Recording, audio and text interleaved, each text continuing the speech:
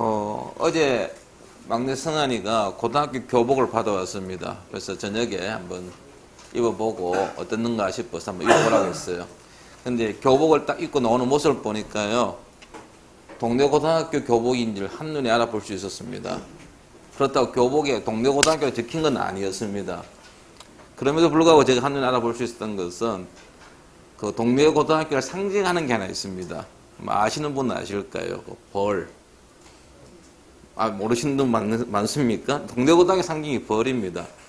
제가 그 고등학교 다닐 때 이제 교모를 쓰잖아요. 학교 모자, 고등학생 모자를 쓰는데 보통 대부분의 거의 99%입니다. 고등학교 모자 보면은 그 노풀고자를 붙이는데 이 동네 고등학교는 노풀고자 대신에 벌을 답니다. 그 배지도 벌이고요. 지금도 동네 고등학교 앞을 지나가다 보면은 그 다음에 벽에 보면은 벌이 새겨져 있습니다. 그래서 벌을 딱 보는 순간, 아하, 이 학교가 동네 고등학교고 벌이 마크가 있는 교복을 입으면은 저 학생은 동네 고등학교 학생이구나라는 사실을 누구든지 한눈에 알아볼 수 있다라는 것입니다. 성도 여러분, 우리는 그리스도인입니다. 아닙니까? 우리 그리스도인 맞잖아요. 예수님을 나의 구주로 고백하고 그분이 나의 구원자이심을 날마다 여러분들 우리가 믿고 그분의 말씀에 순종하며 살아가는 그리스도인들 아닙니까? 자, 그렇다고 한다면 우리 자신이 그리스도인임을 어떻게 증명하고 있습니까? 가장 손쉬운 방법 중에 하나는 식사 시간에 아마 기도하는 것일 것입니다. 일터에서든 가정에서든 어디에서든 간에 그 자리에 식사할 때에 손을 모으고 하나님께 기도하면 주변 사람들, 저 사람은 교인이구나 라는 사실을 알죠. 또 어떤 이는 성경책을 버스라든지 지하철에서 펴고 읽으면서 자신이 그리스도인임을 드러내기도 합니다. 어떤 분은 십자가 목걸이를 하고 있든지 아니면 자켓에 이렇게 십자가 배지를 달음을 통해 가지고 자신이 그리스도임을 드러내기도 하죠. 어떤 사람은 승용차에다가 물고기라든지 또는 극동방송이나 CBS 방송 그 스티커를 붙임을 통해서 자신이 교회에 다니고 있다는 사실을 보여주기도 합니다. 요즘은 좀 찾아보기 힘들지만은요, 몇 년 전만 하더라도 주일날 성경 찬송가를 들고 지나가는 사람들 보면은 저 사람은 지금 교회 가는구나, 예수 믿는 사람이구나 라는 사실을 압니다. 여러분 서울의 서초구라든지요, 또 전라도 익산 같은 데 가면요, 주일날 많은 사람들이 성경 찬송가 들고 다닙니다. 익산 같은 경우는요, 거기 시민의 한 50%가 교인입니다. 그러니까 주일날 성경 찬송가 들고 다니는 사람들이 그냥 부지기수죠. 막 부딪힙니다. 그런데 요즘은 성경 찬송가 들고 다니는 사람들이 극히 보기 힘듭니다. 그리스도인이 없기 때문이 아니라 성경 찬송가를 굳이 들고 다닐 이유가 없어졌던 것이죠. 우리 교회도 마찬가지지만 여러분들 교회 입구에 성경 찬송가 딱 이게 배치가 되어 있으니까 그냥 빈손으로 와서 갖고 들어오기도 하고요.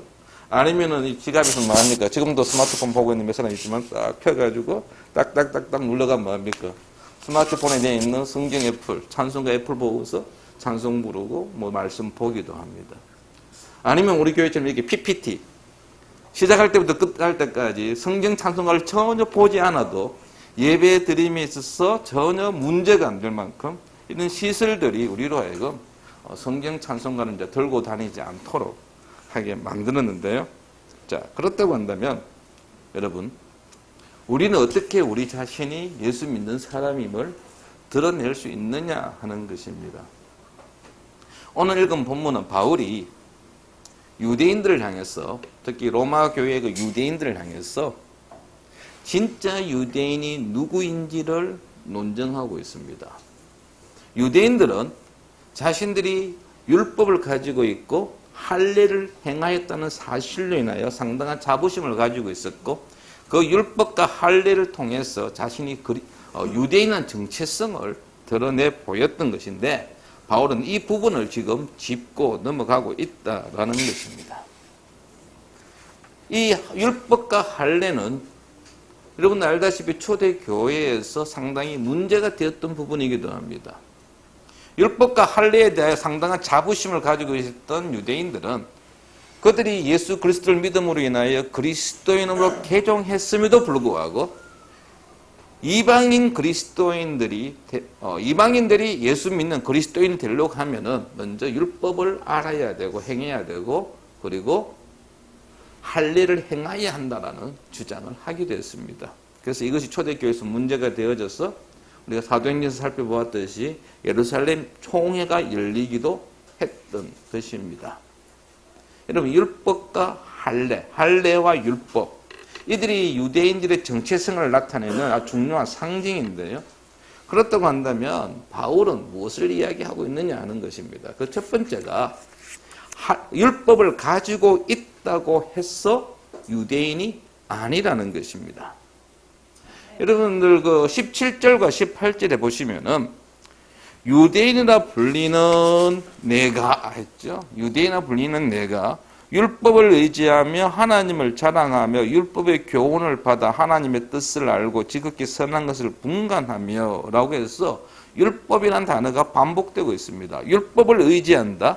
율법의 교훈을 받는다라는 것이죠. 20절도 한번 보십시오. 율법에 있는 지식과 진리의 모본을 가진 자라고 했습니다. 모본을 가졌다라는 것은요, 기본적인 것을 깨달은 자를 이야기합니다. 그래서 유대인들은 태어날 때부터 율법을 가지고 율법을 배웠고 율법을 가지고 생활한 사람들입니다. 그래서 율법을 유대인임을 증명하는 하나의 중요한 표시로 그들은 알고 있었다라는 것입니다. 율법이 무엇입니까? 율법은 출애굽한 이스라엘 백성들이 시내산에서 하나님께로 받은 법입니다. 생활 명령입니다. 애굽에서 살 때는 애굽의 법을 따라야 했지만은 이제 애굽을 나왔기 때문에 애굽의 법과는 상관없는 새로운 삶을 살아야 합니다.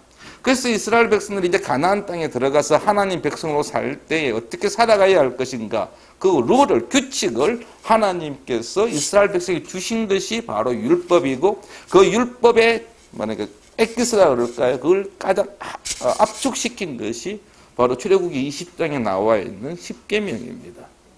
따라서 이스라엘 백성들에게서 율법은 그들에게 있어서 이 땅에서 살아갈 동안 항상 묵상하고 암송하고 그리고 지키기 위해서 애쓰고 노력해야 하는, 그래서 어릴 때부터 이스라엘 백성들은 율법을 암송하는데 집중 교육을 시켰습니다. 이 율법은 오직 이스라엘 백성들에게만 주어진 것이었습니다. 이방인들에게 하나님은 율법을 주시지 않았습니다. 그래서 이 유대인들은 자신들이 율법을 가지고 있다는 사실에 대해서 상당히 자부심을 가지고 있었고 율법 없는 이방인들을 무시하는 그런 모습들을 보여주었다라는 것입니다.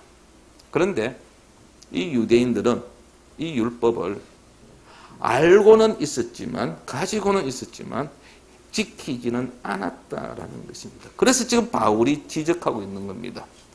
율법을 가지고 있는 자가 유대인이 아니라 율법을 행하는 자가 진정한 유대인이라는 것입니다. 21절 이하에서 바울은 5개의 질문을 통해서 유대인들이 율법 지키지 않음을 지적하고 있고 책망하고 있습니다.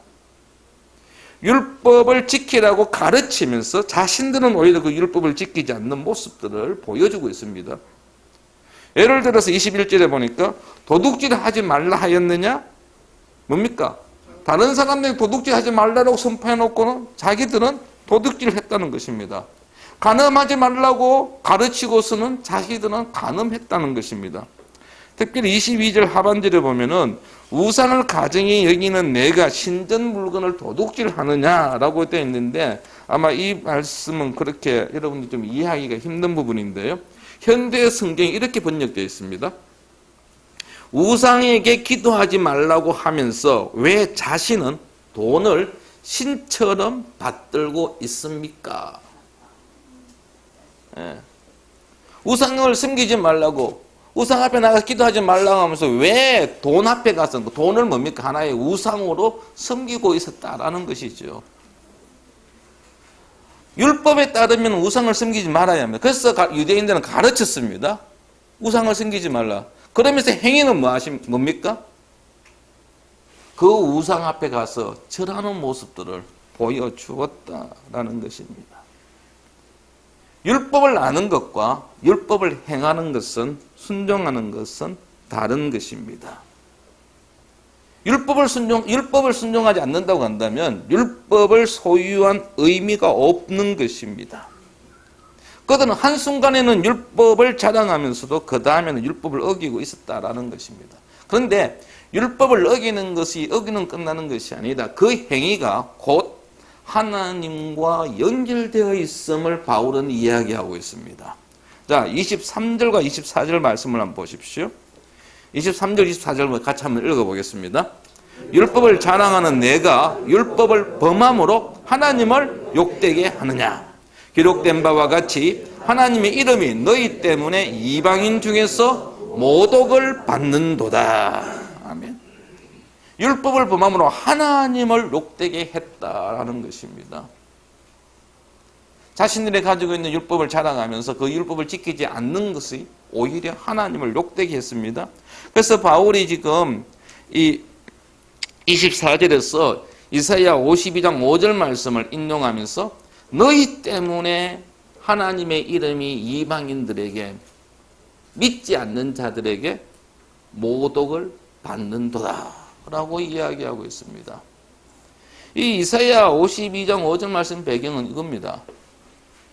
이스라엘 백성들이 알다시피 남유다가 바벨론의 포로로 끌려갑니다. 그런데 그들이 바벨론 포로로 끌려가게 된 것은 그들의 죄 때문이었습니다.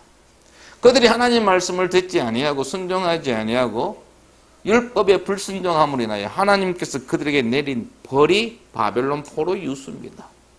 그런데 바벨론을 비롯한 이방인들이 볼 때에 이스라엘 백성들이 바벨론 포로 유수는 비웃음의 대상이었다라는 것입니다.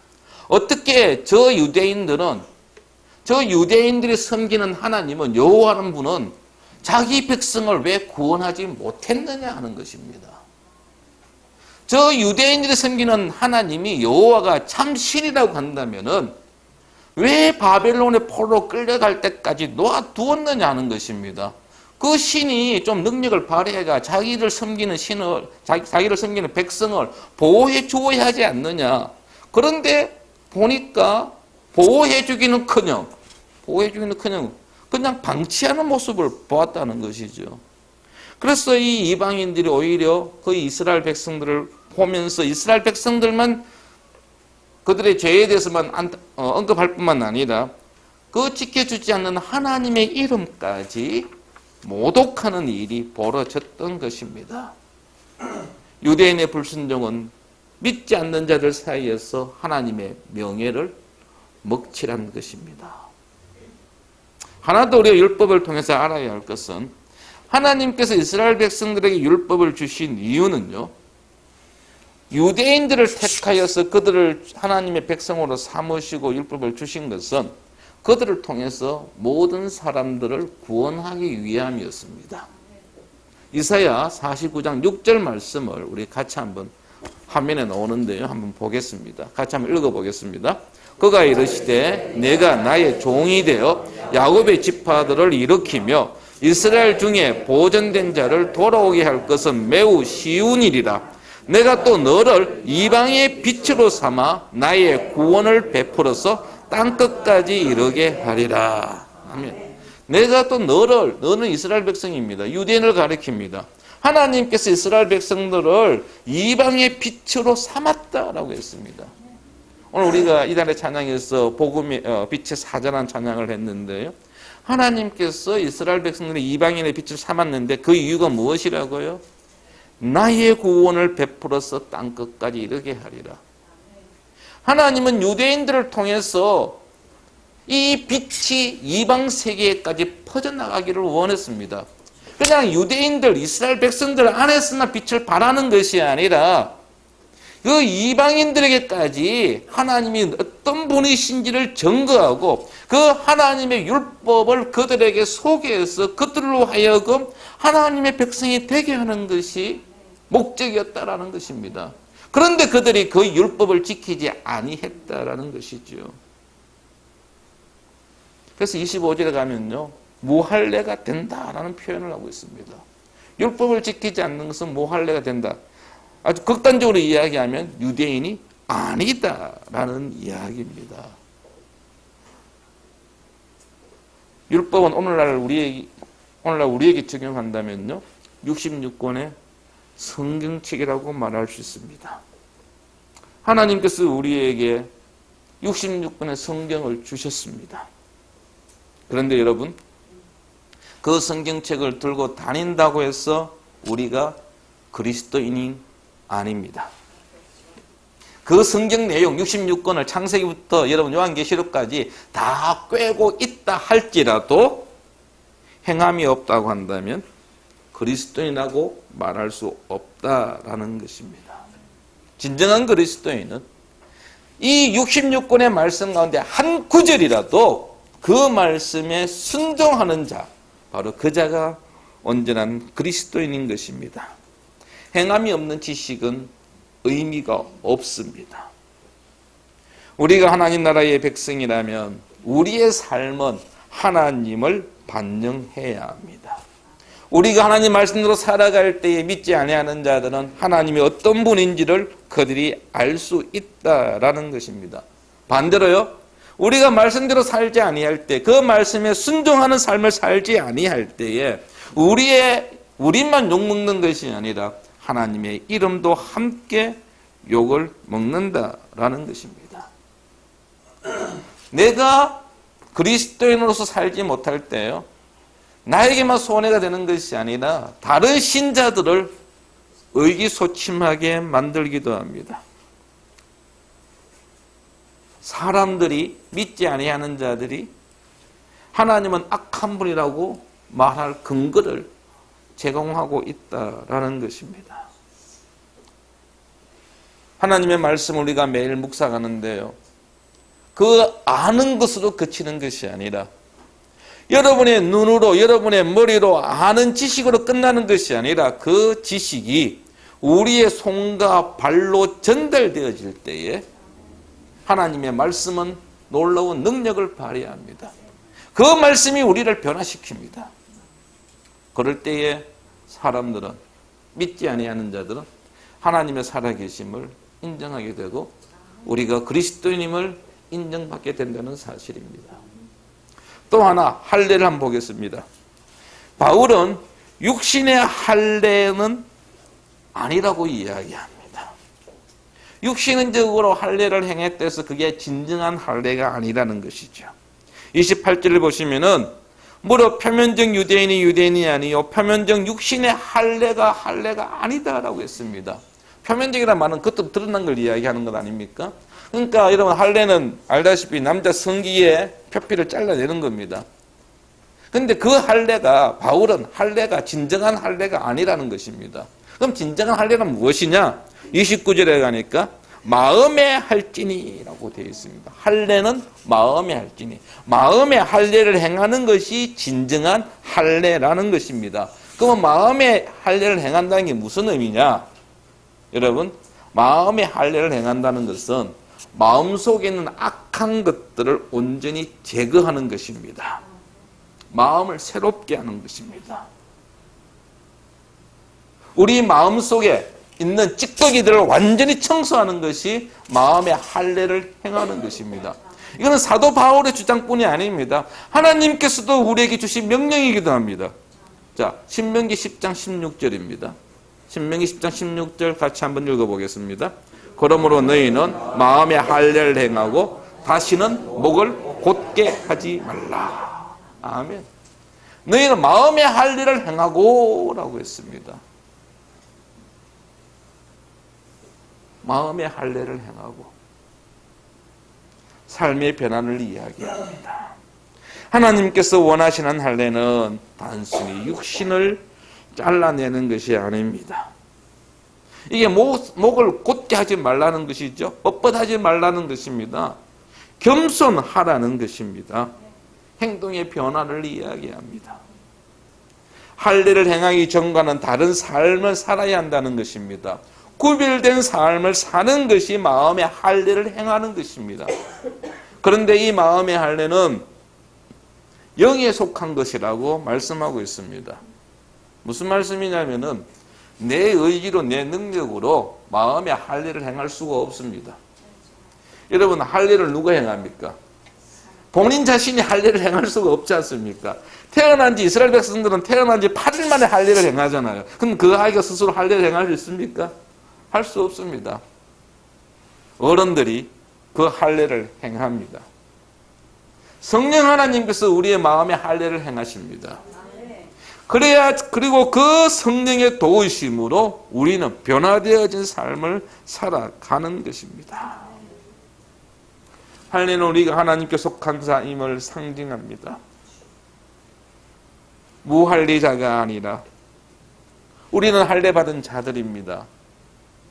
그런데 율법을 규례를 지키지 아니하면, 하나님의 말씀을 지키지 아니하면, 순종하지 아니하면 무할례자와 똑같다라고 바울은 이어서 이야기하고 있습니다. 오히려 할례 받지 아니하는 이방인들이 율법을 더 잘 지키면은 그가 바로 할례 받은 사람이라고 말씀하고 있는 것입니다. 할례는 오늘날로 이야기하면은 세례라고도 말할 수 있겠습니다. 여러분, 우리가 그리스도인임을 드러내는 가장 확실하다 그럴까요? 외적인 증거를 내놓을 수 있는 게 세례 아닙니까? 그래서 우리가 일정 기간 동안 교회를 출석하고 그리고 신앙 고백을 하면은 교회에서 세례를 베풉니다. 그리고 세례교인이 되면은 교회 안에서 일어나는 모든 일에 참여할 수 있습니다. 그래서 여러분들 예를 들면 공동회의 할 때도 세례 교인들만 참석할 수 있고요. 또 교회 안에서 어떤 일을 맡아서 봉사할 때도 세례 교인들을 기준으로 합니다. 그래서 세례라는 것은 예수 그리스도에 대한 신앙 고백이 주어지는 이 세례는 우리가 그리스도임을 제3자에게 보여줄 수 있는 가장 확실한 증거라고 할 수 있습니다. 그런데 여러분, 세례 받았다고 해서 그리스도인이라고 말할 수 있을까요? 제가 학교에 있을 때 고등학생들을 대상으로 세례를 베푼 일이 있습니다. 그러면 이제 1년에 한 2번 세례를 베푸면서 이제 미리 광고가 나갑니다. 이달 며칠 날 세례를 베풀고자 하니까 각 학생들, 마음 있는 학생들, 예수교회 학교에 와가지고 신앙 가진 학생들은 신청을 하기 바랍니다. 그래요. 그러면 이제 각 밤마다 이제 그 세례 신청서를 모아서 제게 가져옵니다. 그러니까 제가 그 명단을 쭉 보면은요, 어떨 때는요, 뭐라 그럴까요? 좀, 이게, 헛웃음이 나온다 그럴까요? 그러는 경우들이 간혹 있어요. 제가 학생들하고 수업하면서 대부분의 아이들을 파악을 하거든요.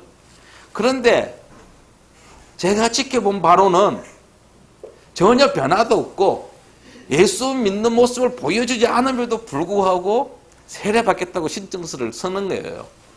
신앙 고백을 하다면 한 줄도 그냥 안 쓰고 그냥 보내는 경우가 있습니다. 그러면 제가 이제 1대1 면담을 합니다. 세례 주기 전에. 진짜 이 아이가 믿고 고백을 했는가 싶어가지고요. 그래서 하나 부르는데요. 어떤 경우는요, 지는 세례를 꼭 받아야 되겠대요. 니 왜 세례 받으려고 하느냐? 말을 안 합니다. 침묵합니다. 이제 근데 제가 이제 이렇게 지나가는 말로 돌리는 말로 해가지고 이 대화를 하다 보면은요, 이런 학생들이 있어요. 목사님, 제가 이번에 세례를 받아야지만이 담임 선생님으로부터 벌점이 없어집니다. 그러니까 담임 선생님이 자기만은 세례 받을 자가 없으니까 이제 찍힌 아이들 몇 명을 불러가지고 네가 이번에 가서 세례 받으면은 내가 네 그동안 1년 동안 잘못한 거 다 사해 줄 테니까 세례 받아라. 그래가 신청서 내가 올라온 거예요. 여러분들, 우리가 세례 받았다고 해서 내가 정말 그리스도인이냐? 한번 곰곰이 생각해 볼 필요가 있습니다. 세례 받은 것을 자랑하지 마십시오. 삶의 변화가 없다면은 세례 받은 것은 아무런 의미가 없습니다. 다만 성찬식 할 때 앉아있지 않고 같이 나와서 떡 떼고 잔을 마시는 것, 그 정도에서 끝나버립니다. 믿지 않는 자들과 다를 바가 없습니다. 하나님께서 우리에게 원하시는 것은 말씀에 대한 순종입니다. 주님의 뜻을 따르는 것입니다. 성령의 도우심으로 우리의 삶이 변화되는 것을 하나님은 지금도 우리에게 바라고 계신 것입니다. 우리의 삶은 어떠합니까? 그리스도인한 라벨은 붙이고 있지만 실상은 어떻습니까? 혹시 여러분의 일터에서, 가정에서는 뭐 어쩔 수 없더라도 여러분의 일터에서 자신이 그리스도인임을 당당하게 드러내고 있습니까? 아니, 내가 그리스도인임을 알아주기를 원하십니까? 술자리를 피하기 위해서 내가 그리스도인임을 혹시 드러내는 것은 아닙니까? 좀 더 보다 편안한 삶을 살기 위해서 내가 하고 있는 이 일에 어떤 유익을 얻기 위해서 우리가 그리스도님을 드러내고 있지는 않습니까? 상표와 내용은 같아야 합니다. 여러분, 요즘 물건 사실 때 보면은 그 포장지에 딱 표시되어 있잖아요. 이거는 몇 그램이고, 그 다음 이 제품에 들어가 있는 뭡니까? 거기에 예를 들어 과자를 이야기하면은 그 과자에 뭐 색소가 몇 퍼센트 들어가 있고 무엇이 몇 퍼센트 다 들어가 있잖아요. 심지어는요, 여러분들 그 낱개가 된 포장된 거 사보면요, 뒤에 보면은요, 그 안에 한 포장지 안에 그 물건 과자 안에 내용물이 몇 개 들었습니다까지 표기가 되어 있어요. 그래서 이게 뭡니까 이게 여러 사람들에게 나눠주고 살려고 하면 이제 그걸 잘 봐야 되죠. 아, 이게 안에 뭐 몇 개가 들어있는지 알아야지만이 뭐 살 수 있잖아요. 그거 잘 모르면은 또 엉뚱히 많이 살 수도 있고 또 적게 살 수도 있으니까요. 그런데 여러분, 그 봉지 안에 50개가 들었다. 그래서 이제 발렌타인데 우리 성도님들에게 초콜릿 하나씩 줘야 되겠구나 싶어가지고 50개짜리 하나 사갖고 왔습니다. 와가 뜯었더니 만약에 50개가 들어있지 않고 30개만 들어있으면 어떻습니까? 실망만 하면 다행이죠. 그 제품에 대해서 신뢰도가 떨어집니다. 그리고 다음에 그 물건을 살 때 믿지를 못합니다. 혹시 이번에도 이게 또 잘못 들어간 건 아니냐. 그렇습니다. 우리 그리스도인들이 왜 이 사회로부터 배척당하고 있는가? 왜 오늘날 교회에 전도가 되지 않느냐? 이 롯데캐슬 아파트 지금 입주하고 있는데요. 아파트 들어가기가 쉽지가 않습니다. 그냥 입구에서 차단시킵니다. 저 안에 어느 우리 성도님 한번 거주하시면은, 좀 이사 오시면은, 그분 핑계대고 들어가가지고 아파트 안에서 뭔가를 좀, 할 수가 있겠는데, 저 안에 아무도 살지 못하면 들어갈 수가 없습니다. 왜 우리 예수 믿는 사람들이 들어가지 못합니까? 전도하는 건요, 싫어합니다.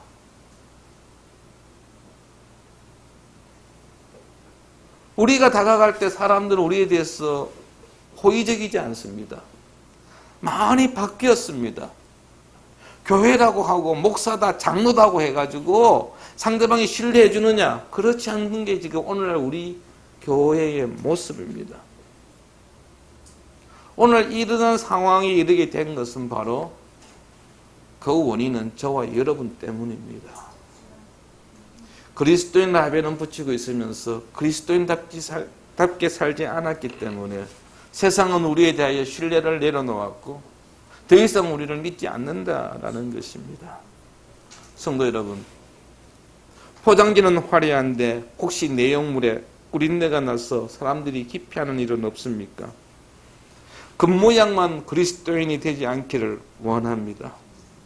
성령님의 도움으로 변화되어진 삶을 보여줌으로 우리의 이웃들에게, 우리의 일터에서 함께하는 자들에게 그리스도님을 인정받고 하나님 이름을 향기롭게 드러내는 우리 귀한 진정한 성도들 다 되기를 축원합니다.